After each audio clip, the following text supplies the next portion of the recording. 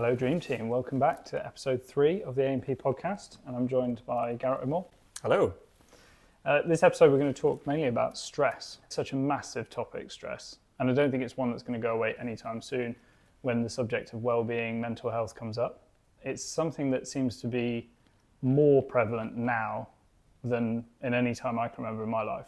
More talked about, more media coverage, more people are aware of stress and the impact it can have, but more people seem to be stressed or be categorizing themselves as stressed.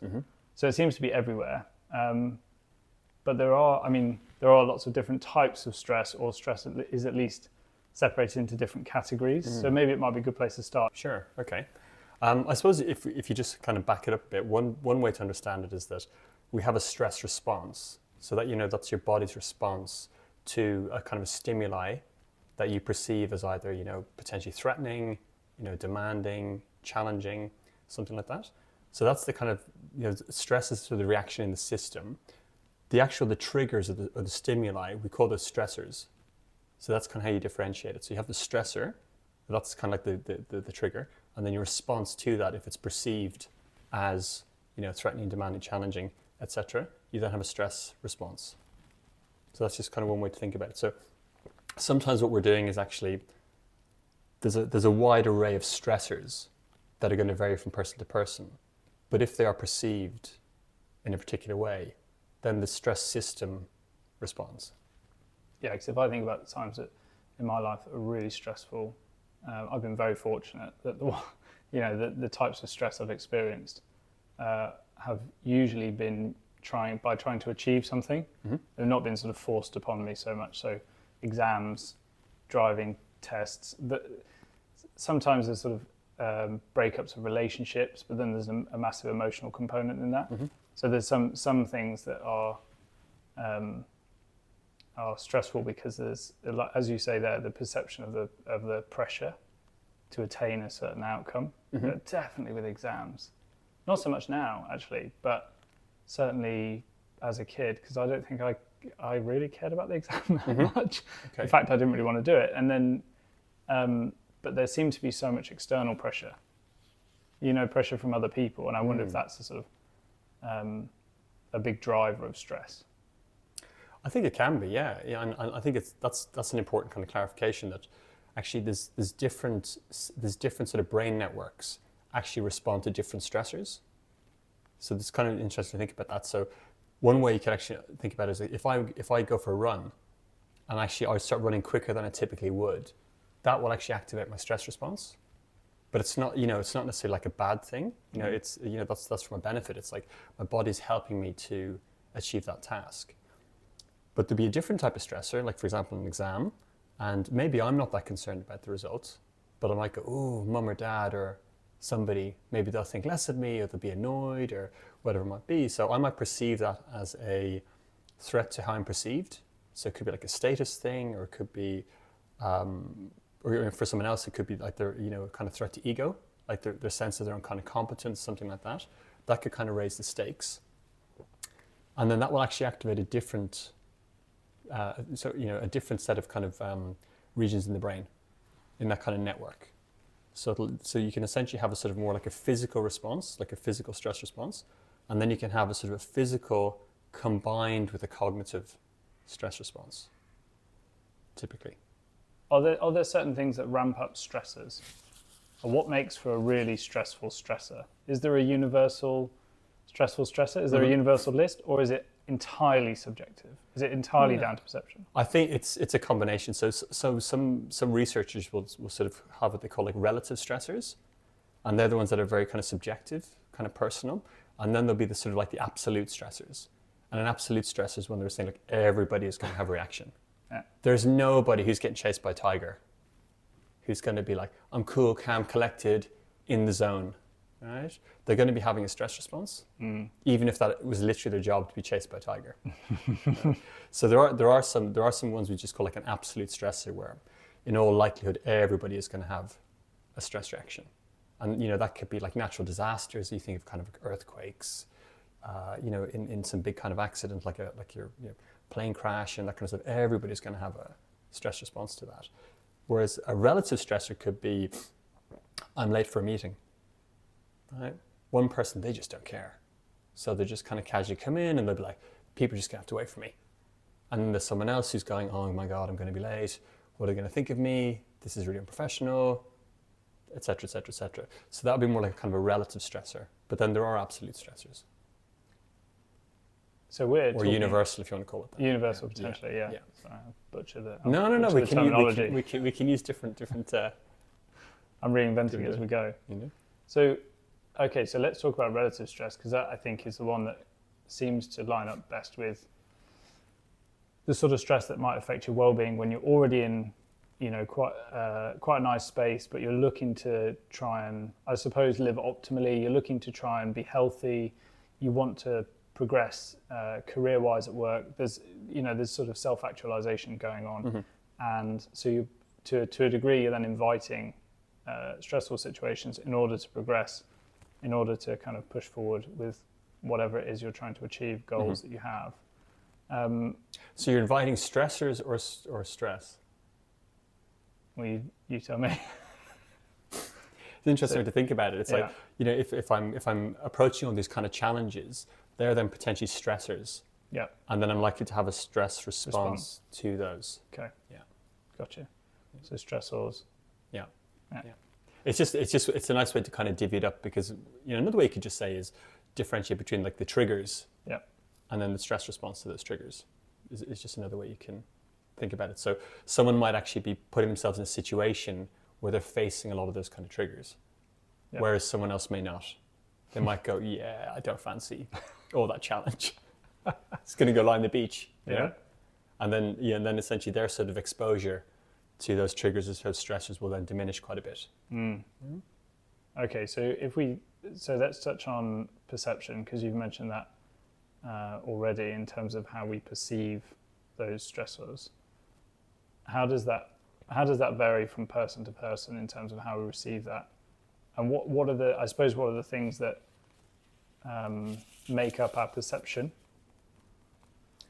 Yeah, so I think one way to understand is we have our sort of sensory system that's kind of going out into the world, and that's going to be your vision, your hearing, also ability to kind of touch things, sense temperature, all that kind of stuff. So there's constantly information sort of coming in, and essentially there's going to be brain networks that are essentially working collectively, but they're on the lookout for something that they will then perceive as again like a threat or a demand or a challenge, something like that.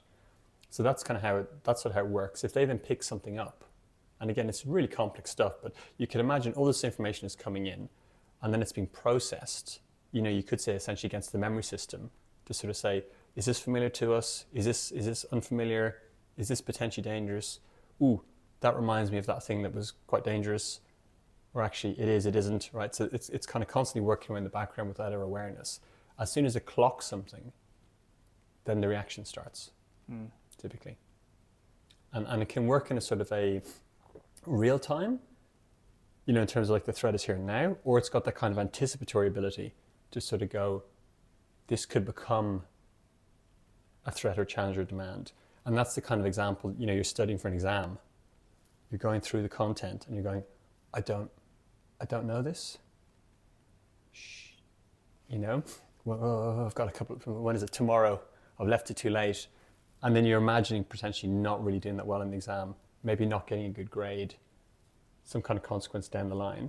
And that can then activate that stress response. So we can have it sort of in response to like an immediate kind of stressor, or something that we kind of anticipate as a consequence. But it'll still activate the system. And is that what leaves us feeling anxious if we're looking forward and there's an event coming up that we're perceiving as going to be stressful? Then it creates this sort of anxiety, this anxious state, which a lot of people would refer to as stress. Again, just the lumps, it all gets lumped together. Yeah, absolutely. So if your system perceives in that way, excuse me, what tends to happen is there's a few sort of systems involved in the body. So one system is called the HPA axis, and essentially what that does is it's the hypothalamus, pituitary, and adrenal axis. So those kind of three areas. And then there's another one called the SAM or the SAM axis. But I'll just mention just one to kind of give you a sense of how this works. So what typically happens is when the system perceives, again, the threat, the demand, the challenge, the hypothalamus, which is a little region in the brain, it sends a chemical message to the pituitary gland, which is kind of known as the master gland. And that then sends another chemical message through the bloodstream to the adrenal glands, which sit on top of the kidneys. And what that then does is that encourages them actually to secrete cortisol or adrenaline, which then kind of amps the system. So that's the sort of fight-flight response. Exactly. Right. Yeah. So faster heart rate, sweating, breathing rate, yeah, all that kind of stuff. Okay. So energy for muscles. Yeah. As well. So kind of glucose going into the system, and you're fired up and ready to run. But that's a bit of an issue if the event is not here yet. Yeah. Or if you can't run away from it. Absolutely. Yeah. Okay. So Absolutely. So there's an internal response, mm-hmm. which is a sort of perception, interaction between your perception and your physiology to a stressor. Mm-hmm. Okay. But then there's also environment. Is this making sense so far? It makes sense. Yeah. So then you've got your environment as well. So you've got particularly stressful environment. You've got a lot of stressors coming at you. Mm-hmm. Because if it's just all our perception, the temptation is, if I'm stressed, it's my fault.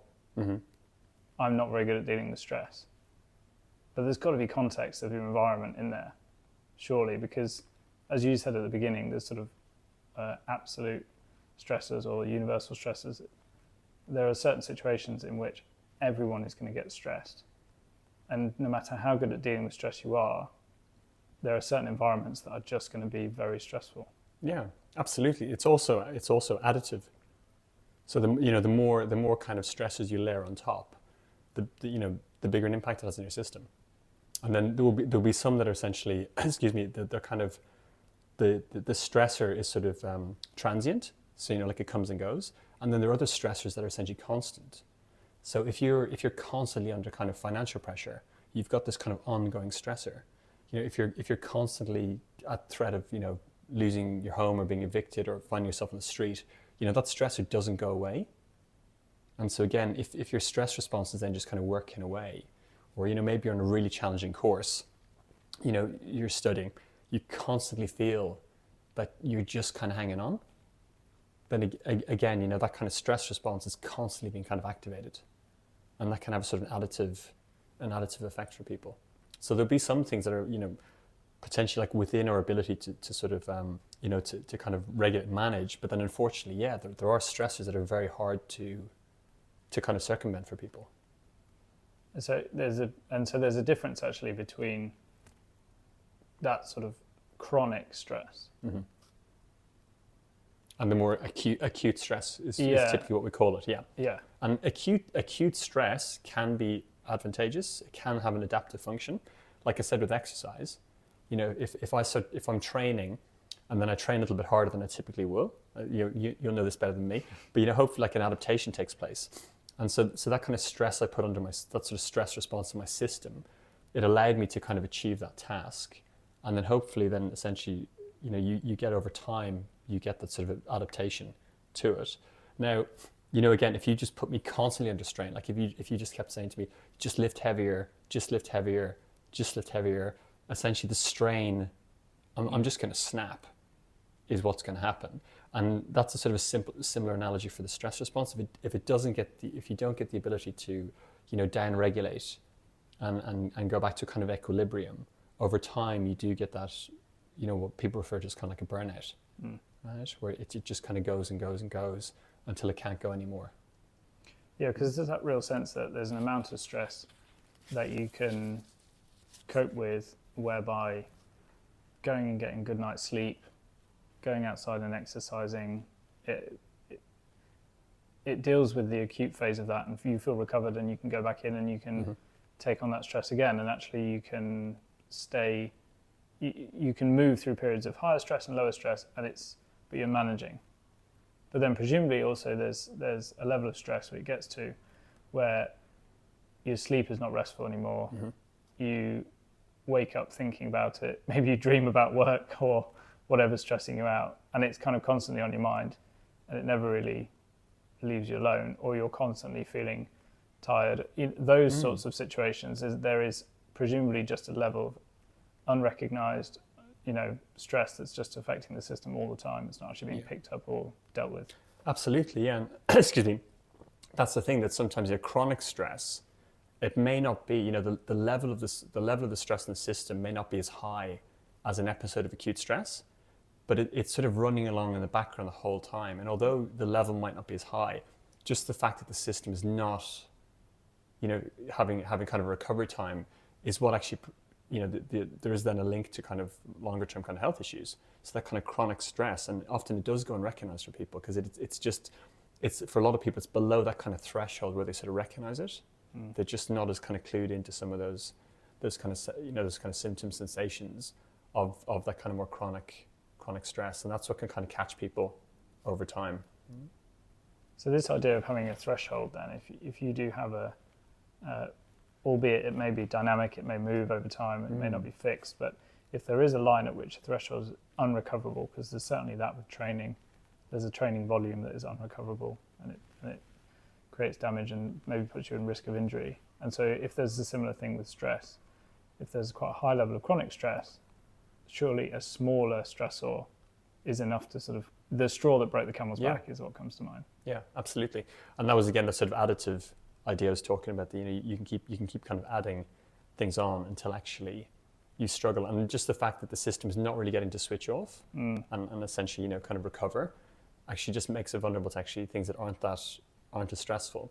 And a lot of people have that experience, when they're struggling, they might sort of go, why am I having such a strong reaction to this thing that I used to manage fine? And actually it's because essentially your system is really at that point where it's really, really struggling. So and as a consequence, it gets confusing, because people start to go, oh, I can't manage as well as I used to, like, what's wrong with me?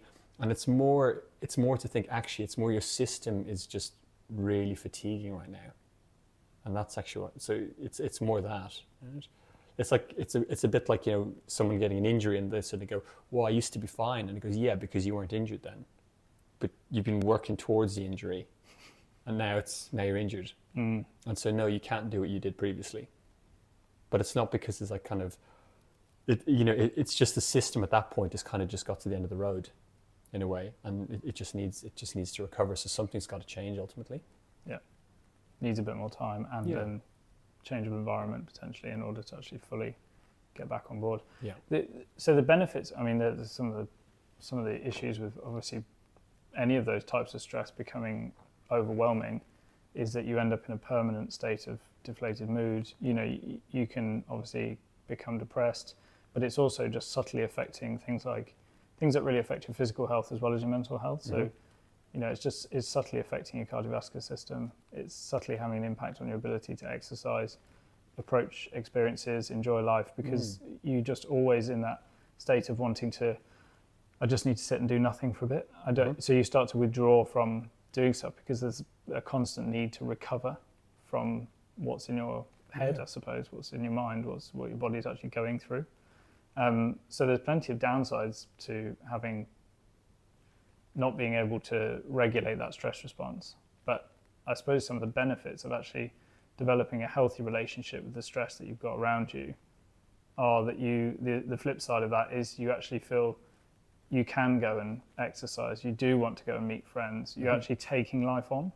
You're actually up in the morning with energy and actually looking forward to, what can I do? Where can I go? What experiences can I take on?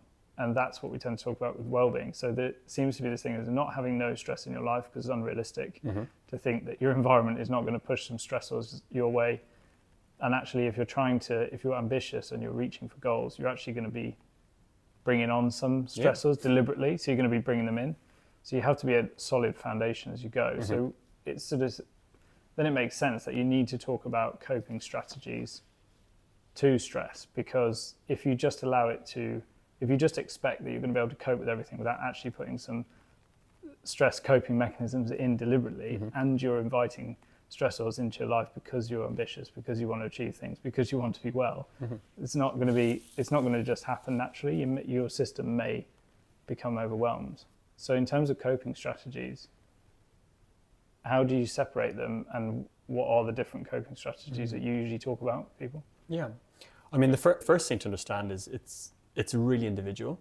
So there's not like a real simple, what are the 3 things to do? Yeah. So what it does require from a person is actually, it does require a bit of self-reflection to kind of actually just to look at it and try and understand things in a little bit more detail for themselves.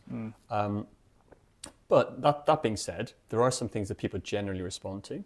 One thing is really that kind of differentiator. If we're talking more about sort of differentiating between what we might call psychological stress and physical stress. So again, physical stress is the kind of thing I talked about, which could be, if I'm exercising, for example, in an environment that's really hot, really cold, that can put a physical stress on my body.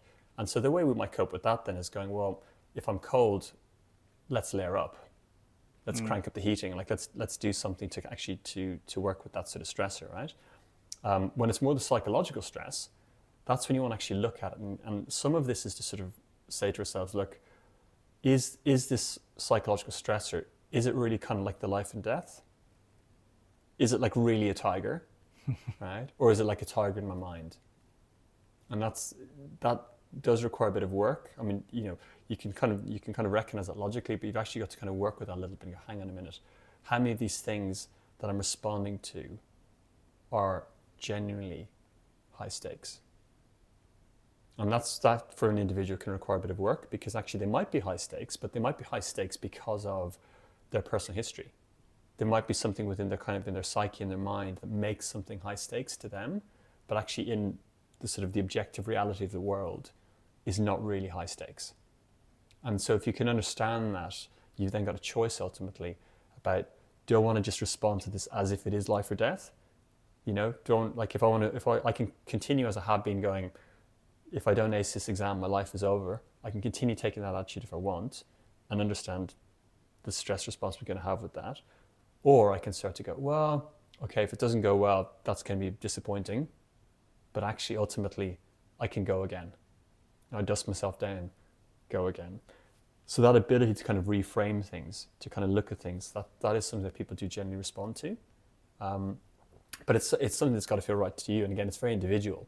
So like I said, what may not be a big deal for one person is a really big deal for someone else. And it's not really, if I was working with somebody, it wouldn't be for me to tell them that. You've just got to sort of understand that in the context of a person's history, whatever it might mean. But the person does ultimately have that choice to go in and sort of go, I've got that option to kind of look at things again and see actually through reframing, seeing the kind of the bigger picture, that might actually sort of reduce the degree to which I perceive something as like, a threat or a demand or challenge.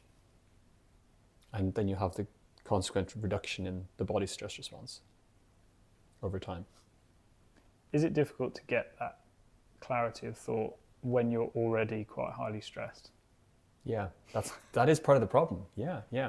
If someone is really stressed, like whether it's acute or whether it's kind of chronic stress that's just been impacting them for a long time, absolutely, like your perceptual ability gets impacted. Your kind of higher level thinking can get impacted. You can develop this kind of real narrow focus.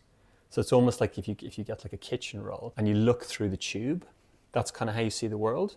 And so you're kind of swinging this kind of tube around, and just whatever you see is everything, and you just sort of miss the big picture. But that's that kind of threat focus, which again made a lot of sense if you're like, there's the tiger, and someone's trying to talk to you, and it's like, I don't hear you, mate. I'm keeping my eye on the tiger. It makes sense to be able to do that, but we can get locked into that. So we're just seeing everything in that kind of way. So the email comes through, I'm like, oh my God, got to get on it, right? Or, someone asks you for a meeting, you're like, got to respond. Instead of going, they can wait. It's okay, the world's not going to end. What's the big picture? People are sometimes panicking in response to, trying to please somebody who they're actually, paying to do a service. It's this kind of funny thing. It's like, why are you sort of panicking and feeling you've got to get back to like the salesperson? There's all these kind of situations that people can, you lose sight of because you're in this real kind of narrow focus. Everything is a threat. And if you can slow it down and sort of expand the awareness, you start to see things in a bit more of a realistic, proportionate kind of way. But it's hard, like when you're really in it, sometimes it's hard to get yourself out. And that's honestly like where you need help from Well, other that's people. that's where I was going with it, because there's obviously an entire industry, your industry around psychology, and psychology has been around for as long as humans have, and so that aspect of, if it was as easy as just knowing what to look for, it potentially wouldn't require, as much training and as much research and then as much practice working with individuals as it does to become a very good therapist, is to be able to kind of get in there and have these insights. So there are probably things that everybody can do on their own that will help them to be able to deal with their stress. And there's probably also stuff that you can't really do on your own, and you're actually much better off going to see someone and hire a coach and have them chat to you and maybe give you some inspiration and give you some things to think about that might bring those things out. With that sort of self-work that you can do, obviously you've talked about reframing already. Are there other things, ways of being able to manage the symptoms of stress that individuals can kind of do on their own? Absolutely. I mean, the physical symptoms, you can manage the symptoms, relatively well if you know what to do. So this again, can help with training, but people will respond to slightly different things due to individual preferences. But exercise is a good one, just in terms of you want to get that energy out of the system. You want to think about if you've had that physical stress response, it's mobilized you, to take action. Now the thing is, in the past where I'd be mobilized, I'd then run. It's that kind of fight-flight thing that people refer to. But nowadays you could have it in the office. You're in a meeting and you've got this fight-flight system activating, but you're sitting in a chair, so you've got all this energy, but it's not getting released. And so that's where exercise can come in for people. But it doesn't actually have to be crazy. It could be walking up and down a flight of stairs a couple of times. Could be going for a brisk walk. Could be it could be going for a run. You don't need to go absolutely to town on it, but you're just giving yourself an opportunity to kind of release a little bit of that energy. Some people might find just doing some push-ups, doing some squats will kind of get some of that energy out. Unfortunately, what typically happens is a lot of the times when we're having the stress response, we're often not in the environment where it might feel sort of socially appropriate to engage in some of those things. So if I'm in that stressful meeting, to sort of go, I really fancy running on the spot now to get the energy out. Or doing some push-ups. Takes a brave person. You're in the middle of doing a presentation, right? Or whatever it might be. That's the problem. It's I can't actually do it right now in the moment. That's where there are some other practices that are a little bit more subtle, like doing kind of breathing practice. Can be quite a nice one just to help to kind of take the edge off, or some more kind of subtle kind of tense and release exercises can be quite beneficial. Now you can do those in your own time as well, but there are some strategies you can use actually in certain situations. Getting kind of on top of your kind of breathing in that scenario. But what will really help with that is obviously developing a practice so that you can default to it when you're in that situation. Right? It's like you don't learn to swim in a storm. That kind of idea. It's hopefully not, right? You learn to swim in a pool or somewhere where the water's nice and calm.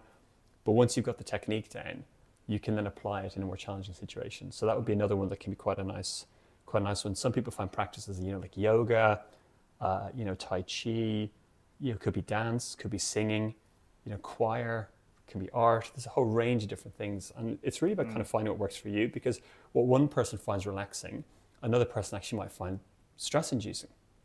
That's again back to this kind of relative thing. If you said to another person, one person, you might say, how do you like to relax? They might go, I love to dance. But you could put someone else in that situation and they might feel sort of really socially conscious or awkward, or it's just not their thing. So that's actually going to stress them out. So again, very individual what it would be. So some of it is kind of knowing yourself, and actually, if you're not so sure, it's actually trying a few things and just see what sort of works, what works for you. Yeah, I definitely find that with exercise for sure.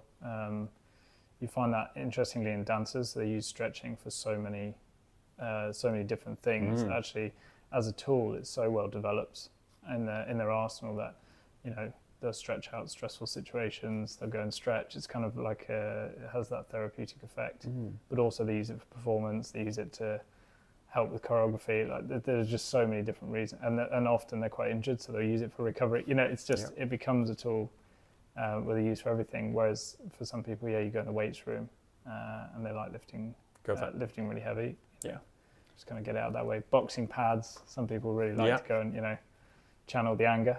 Yeah, that kind of stuff. It's whatever works for you, just so long as you're not doing kind of more damage. Yeah, is would be like the tip, right? Because that's going to be a bit sort of self-defeating if you kind of cause yourself some damage. So so having some of those kind of techniques, to actually, what can I do to kind of reduce that stress response? Or another way to understand it is actually, we talk about stress response, but the other way to think about it is what I'm looking to do is I'm looking to activate my relaxation response.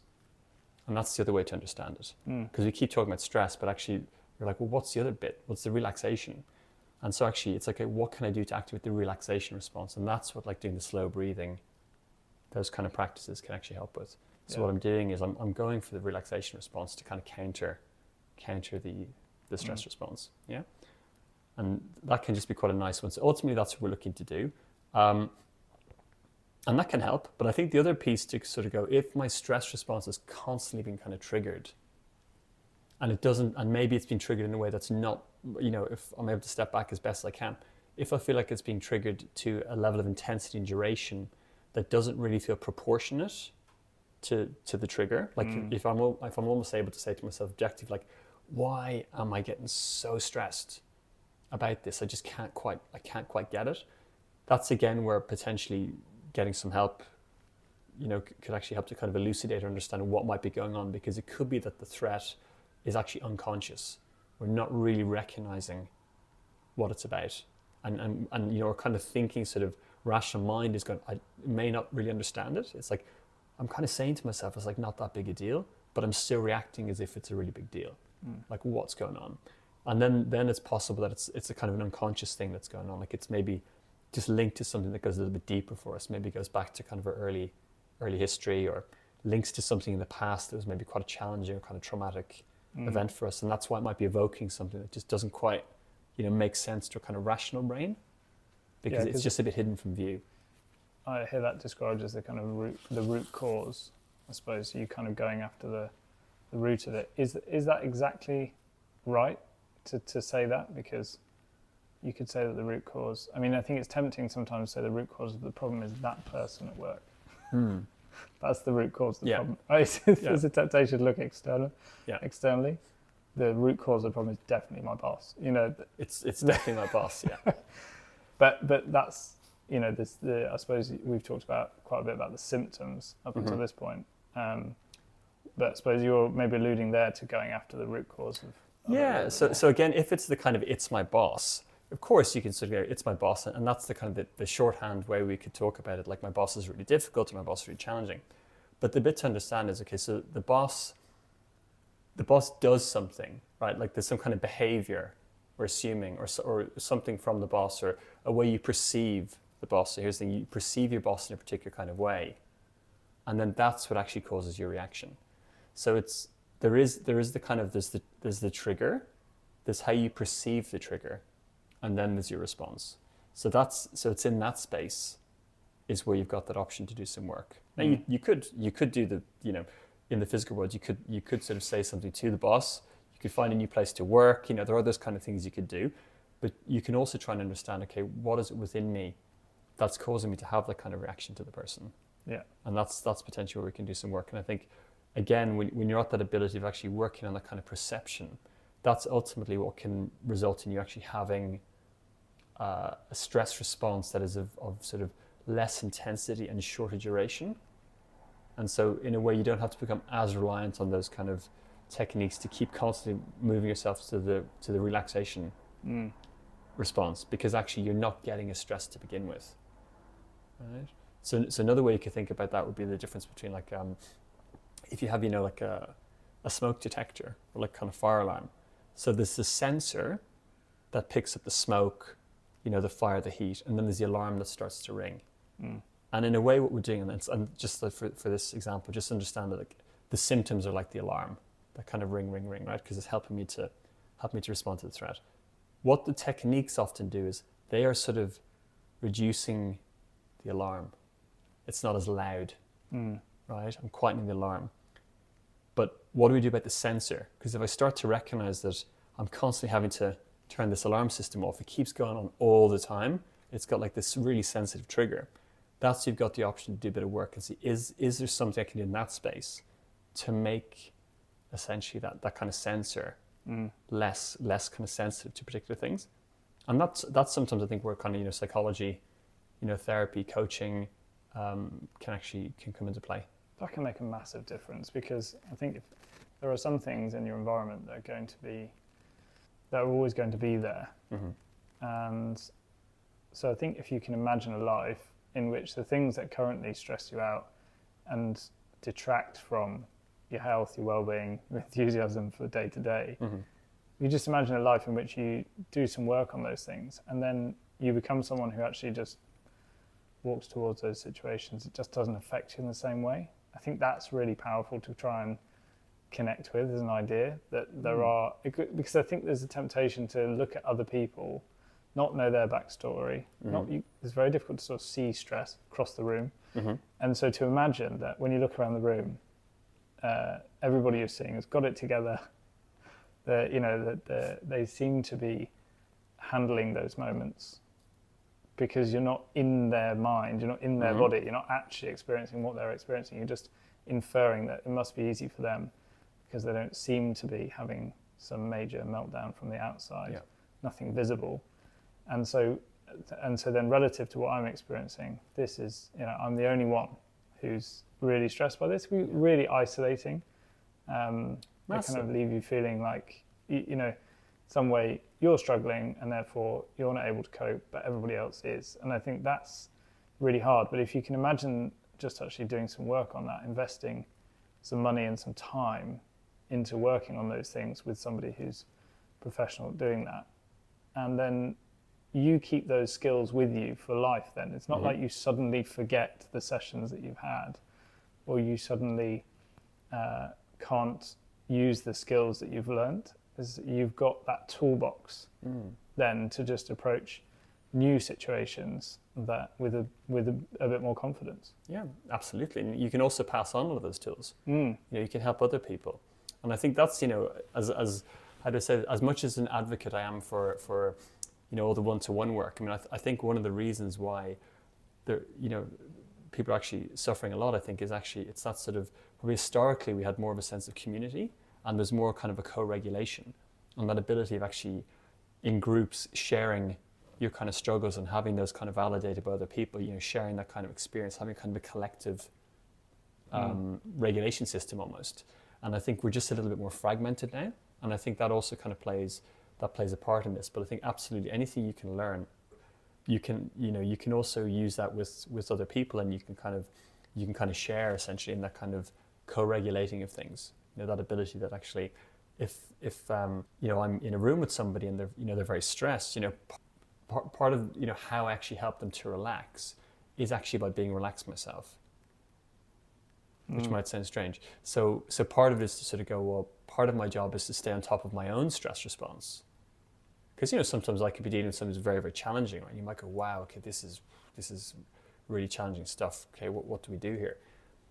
If I stay on top of my sort of stress response, if I can kind of, you maintain that sort of ability to sort of, essentially, because I stay calm under pressure, often what happens is, in that sort of sensory system we have, the person actually, it's often non-conscious, through non-verbal language, all sorts of things, they're kind of picking up that you're safe, that we're safe. It's like, oh, he's pretty chilled. His voice is quite calm and even, or there's some warmth in his voice that doesn't sound quite so kind of threatening. And then actually the person's nervous system will often settle over time, or at least, it kind of takes it down a step or two, and it just kind of brings it down a little bit. And so actually anything you learn for yourself, you can also, the added benefit is you can also help others. So, if you're a parent and you have children, by being able to stay on top of your own stress response and kind of stay, measured in challenging situations, if you have kids, you kind of help them to stay more kind of settled as well. And then actually, essentially, they will kind of learn how to regulate themselves through kind of observation in a way. So it's really kind of win-win, Yeah. I think. Yeah. So you can, Any relationship as well, partners, friendships, husband, wife, whoever, right? You can, if both people lose it at the same time, doesn't tend to end that well. No. Whereas at least if one or both can actually just be regulating themselves and then just responding in a sort of a more open kind of less defensive sort of way, it tends to actually lower the other person's guard as well. Yeah, because you don't actually have to actively be trying to teach somebody else, but just actually modeling it, modeling the behavior. Great word, yeah. And then other people are more likely to follow. Yeah. Because they feel Yeah. That's it. That's really interesting. The other thing is, of course, talking about it as well. And there's a bit more of a movement towards that. You hear more of that in the media these days, and there's been a focus on men talking more about their feelings, talking about feeling stressed. I'm a bit divided on it because I can absolutely see the benefits of divulging when you're feeling stressed with somebody else, because you make yourself vulnerable to that person. My experience is everyone will take you up on the offer of being sensible about that. I think very, very few people will take an opportunity to abuse that. I think if you had genuinely open up to someone, everyone wants to be supportive because they want to be seen to be that way, and it's quite an honour if somebody does decide to open up to you. It's quite a nice thing. They obviously trust you. Yep.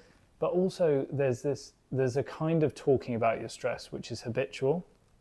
So when people say talking about your stress, I just wonder if you've got any views on this as well, because that thing of just repeating, I'm stressed, I'm stressed, I'm stressed, is not the same as talking about it to find a solution. And I think I would make that distinction, is that if you find yourself in the habit of just going, oh, I'm so stressed all the time, you might not actually be doing anything to solve it. Well, if interesting, like what if I substituted the word stress for hungry? What if I kept saying that to you? Eat some food. Right? I'm hungry. Oh, I'm so hungry. I'm hungry. At what point do people go, all right, well, there are solutions. Yeah. So you're right. Like if you're just kind of using the word I'm stressed, it depends who the person's sharing with, but you're not really going into that much detail. It's like, well, what are you stressed about? It's kind of hard for people to, I think, to respond in a sort of in a helpful way. And it's pretty hard to actually validate it. Because if someone goes, I'm stressed, yeah, that sucks.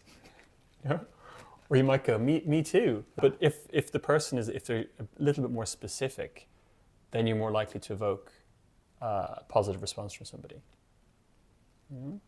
I think just on that point, I think there is a little bit of a difference between a more sort of a heartfelt, kind of taking the risk or being courageous to kind of, lower your guard, be vulnerable, share something, with somebody, versus that kind of oversharing you might see on social media a little bit, which I don't think is as helpful, because it's hard to know if the person's really connected with to their feelings when they're doing that, or if they're just they're firing off this kind of story to lots of people in the hope that they're going to get some kind of they're going to get some kind of like a response, like, some kind of, whether it's attention or something else, and I think that's something that you can see where can be a little bit of a misunderstanding. So when we talk about opening up and sharing, that doesn't mean I have to go on social media and tell everybody all the most kind of intimate parts of my life. I think that's where we can actually hurt ourselves. So it's really about, taking a chance to share with somebody who we sort of feel safe with.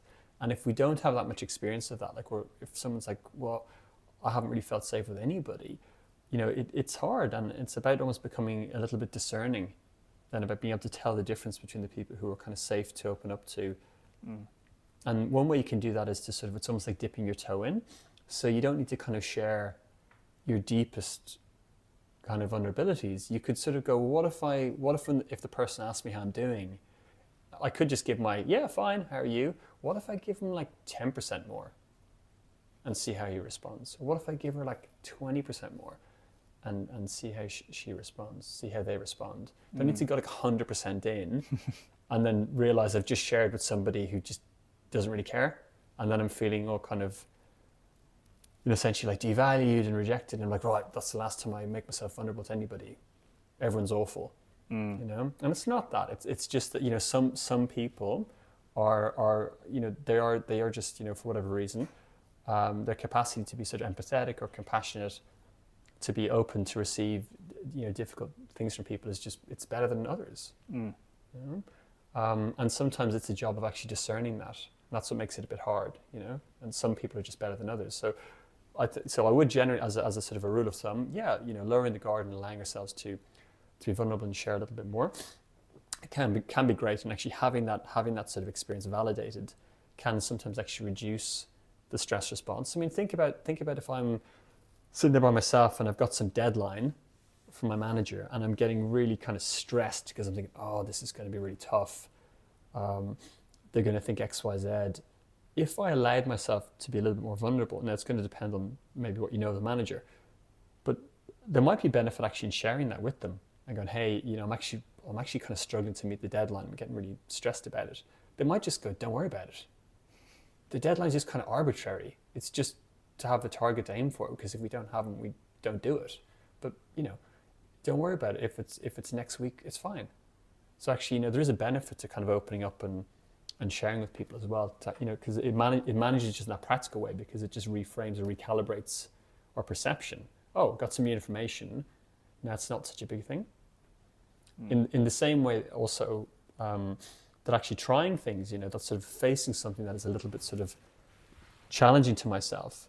It might be initially challenging, but then, I manage it and I get this kind of positive feedback that I could do it. My confidence kind of builds a little bit. So then the next time when I approach it, doesn't actually cause the same level of stress, or it might actually, what it might trigger me is the other aspect of stress we haven't touched on so much is what's called eustress, which I spelled EU and then the word stress. Excuse me. And that's seen as the more kind of positive stress, whereas I think the stress we've been talking about is more would be seen as the kind of the negative, if that makes sense. But that sort of positive stress, that sort of excitement of facing a challenge. And again, we've always got that. Like we can always kind of learn from taking those kind of steps, approaching things a little bit difficult. And that's how we learn that we can kind of, we can improve and we can kind of face challenges.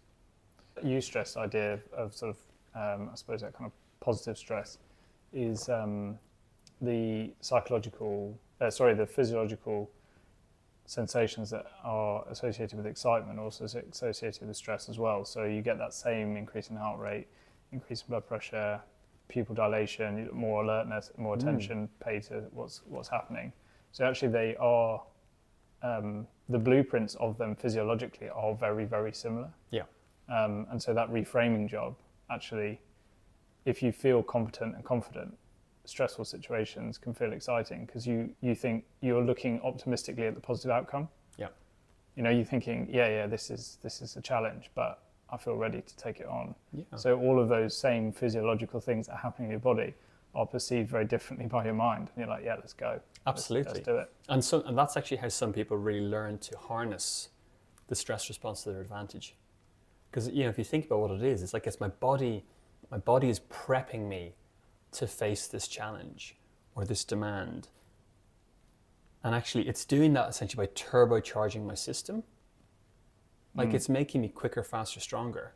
Like that's what it's doing. So it's like, if that was a drug, if someone was like, hey, before this event, if I gave you this little tablet and it's going to make you 20% fitter, faster, stronger, would you take it? 20% sharper? I mean, that would cost a lot of money, that drug. Right? But because it often gets framed as a little bit, we conflate it a little bit, and it's not surprising that we do this, but what can also be helpful sometimes is to understand that my stress response is my body prepping me to manage what's coming. It's not a sign of a negative outcome. Because it hasn't actually happened. Like it is part of an alarm system, like it is kind of alerting me to like a potential danger or threat, or as you said, but it's also prepping me to manage it.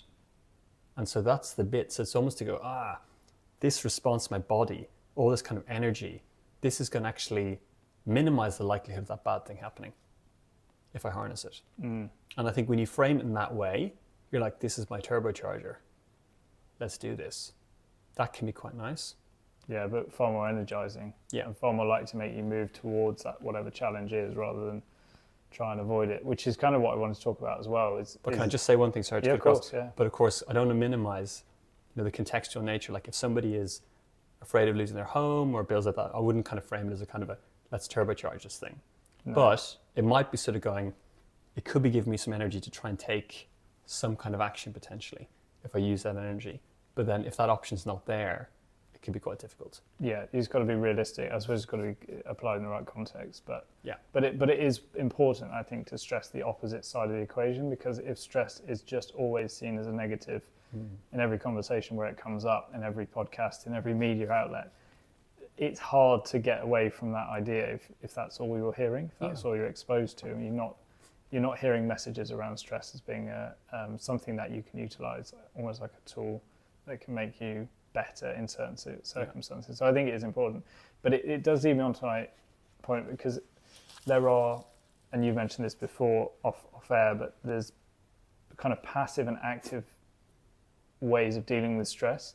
And I just love the list of passive ways of dealing with stress, because they're all like pints at the pub. Mm-hmm. For some people, cigarettes, Netflix. I mean, even socializing when it's happening as a sort of escapism, socializing, there's, I suppose, different ways of going at it. But that whole list of stuff, the hedonistic escapism stuff, where I just need to change the way I'm feeling now in the quickest way possible, and tried and tested methods come back time and time again. And I mean, the way I have this conversation with a lot of clients from a personal training point of view is around lifestyle. Mm-hmm. It's around lifestyle. So it's a gradual change of lifestyle towards one that you want, where you maximize all the positives and you minimize any negatives. So going out drinking at the pub is great for relaxation. Having a cigarette for a smoker, great for relaxation. But it brings with it other things too.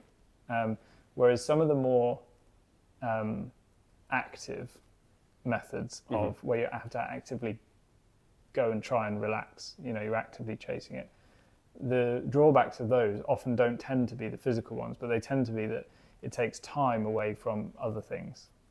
So, or it takes energy to go in and actually give that time and give your energy, give your awareness to those things. Mm-hmm. And it takes you away from other activities that are part of your lifestyle, part of your day, that you're quite attached to, but might not actually be that good for you. Mm-hmm. That's a really hard process, I find, to change that over time for people.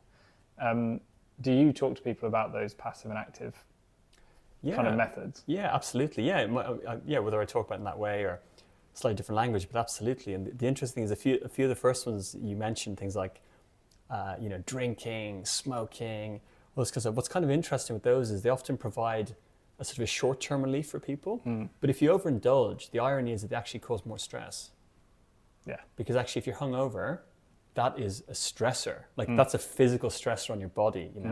Smoking too much, that's you're putting strain on the system. So it's something kind of interesting about that. A lot of these those kind of quick go-tos for people, although I might be sort of using it to kind of manage a psychological stressor, or a stressor that's impacting me sort of psychologically. The interesting thing is it might actually impact me in a physical way the next day or later on, and then also ultimately like psychologically again as well. Because again, if you're hungover or something like that, and as your system kind of processes, it's getting the alcohol out of the system. People often talk about how their mood dips, they feel more anxious, stressed, things like that. So it doesn't tend to kind of work as well. Whereas interestingly, those kind of passive ones, those more active kind of ones, they do require a bit more effort. It's like there's no such thing as a free lunch, seemingly. I think we're back to that one. They do require a bit more work, but the rewards are generally worth the effort, I find. And I think it's just starting small and sort of building. And I think one tip for people would be that what our brain and system and I think our minds, what we really don't like is to have things taken away from us without being replaced. It's like it's like an exchange. It's like, oh, you're taking my my cigarettes from me. Well, what am I getting? You know? Health and longevity. No, not good enough. No, that seems really far away. Because But if some you of those, replace it with something else, right. Well, some of those things, it's like they're acting as a crutch, and so if you just come and sweep them away wholesale, you are literally whipping a crutch away from someone, and they're going to fall. Yeah. And I think that's sometimes what happens when people try to do it on their own. Is I tried to remove this thing, whatever it is, whether it's a food, a behaviour, whatever, socialising, drinking, whatever. I tried to remove this thing in an attempt to become healthier. But because there was not the awareness there that the reason it was in there was because it was a stress coping mechanism. Then when it was removed, stress ramps up, and then of course what happens is it go back to that coping strategy. So you try and stick with it for a little while, but then you kind of go back to it after a while. And usually with coaching, that's the point at which I encounter someone because because there's been an attempt and they've gone, it didn't work. And that's why I find the holistic nature of when I'm talking to someone about exercise and fitness, and I'm talking to them about lifestyle. It's completely inseparable from their relationship with stress. Because when you try to change something in somebody's lifestyle, you have to understand it might be a way of dealing with other things that they're stressed about. It often has a purpose. Absolutely, yeah. We don't do anything for no reason. I would say is a rule of thumb, right? There's always going to be a reason, and sometimes it's understanding that it's it's a part of like a bigger picture. And yeah, absolutely. Like if you take away, like if someone's way to kind of regulate, or if you want to call it like the crutch, whatever they're kind of using it for, if they haven't replaced it with something that's kind of equally effective, or if they haven't actually addressed the source of that particular stress, then absolutely over time you're probably more likely to gravitate back to the thing right? That's just kind of what the brain will do. It'll keep kind of signaling to the person, oh, but drinks, they're pretty good. Your friends in the pub, and you catch up with them too. Be good social. It'll find a way to bring you back, and unless you've actually, picked up, developed a different tool, or like I said, find a way actually to address that source of stress. Let's wrap up for people listening. Are there questions that you would typically ask someone, or questions that somebody could pose to themselves that might actually allow someone to begin to do some self-work around stress, around their relationship with stress, that would give them an indication of actually something that they might be aware of but don't often give much time to think about? Other things that you perhaps might start somebody off with at the beginning of therapy sessions, if they've not done that sort of thing before and stress is the main thing they've come in for, that people listening could take home, could kind of ask themselves and like I say, sort of start them down that road? Yeah, I think it's, again, very individual, but I would usually start, like if someone was saying to me that they felt that they're very stressed, the questions would be quite simple to start with, in terms of, do you have a sense of what might be triggering it, like what's going on for you? So just getting a sense of the person's life that's often how we start. If the person was kind of less clear, I might be sort of asking somebody, so, okay, when do you recognize feeling the most stressed? Is it, what time of day is it? Is it kind of mornings, afternoon, nighttime? When is it that you kind of recognize this in your system? And then of course you can follow up by going, okay, what are you doing at those particular times?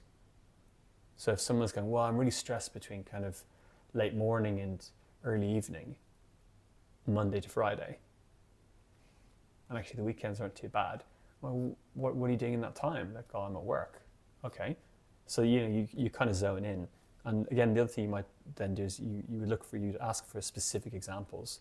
Can you give me a specific time when you recognize yourself feeling very stressed? I need to look at that. And again, you're just kind of looking for patterns. So there's some of the questions people can ask themselves is just to, like, am I aware in different areas of my life where my stress is kind of coming from? Again, it can be additive. So, for a lot of people looking at sort of life domains, like you might go, okay, if I'm working, is it in the workspace? If I'm in a relationship, is it relationship based? Well, that could be Partner, it could be friends, family. If I'm a parent and have children, do I feel like it's a little bit in that space? And that can kind of zone you in, and you can start to kind of look at things and go, okay, what area is, if you could almost like imagine a pie, how big are the individual slices, would you say? And you can kind of look at those kind of areas and say, okay, where is it that is, possible kind of to target? Sometimes asking friends, I mean, I know I talked a lot, obviously, about going to see like a therapist, but sometimes friends, family members, if you feel safe enough to kind of open up to them, it's amazing the kind of feedback they can give you, because they'll observe you a lot, and they might sort of point some things out to you. Again, they may not be so reluctant to do it unless you kind of give them the green light to sort of say, this is solicited feedback. But just be wary. Some people might just take it as an opportunity to kind of really go, I need to do this and this and this. But generally speaking, some people might actually point some good things out to you. Like they might go, yeah, you get really tensed up before you've got like a presentation to do, or you find like you're really distant on Sunday. You're okay on Saturday, but Sunday, like just, when you start thinking about the working day, like Sunday early evening, you start to get all in your head. That kind of stuff. People can sometimes point those things out to us. So there's if you feel safe to do so, it can be a good opportunity to kind of solicit a bit of feedback from people who know you well. That can be another one, because that can also kind of put you on the that kind of path to understanding things a little bit. But if you go down that route, just it's a little buyer beware. Yeah, buyer beware. You may hear some things that are maybe not the most comfortable. And are there things that people can pay attention to when they feel stressed? Are there physical symptoms? Are there things that you would encourage people to check in with to try and build that awareness of what stress actually looks like? Absolutely, yeah. In terms of the physiological one, absolutely. So again, people can do a bit of kind of training. You can learn a little bit of this yourself, but it can also be good to have someone kind of help you with it.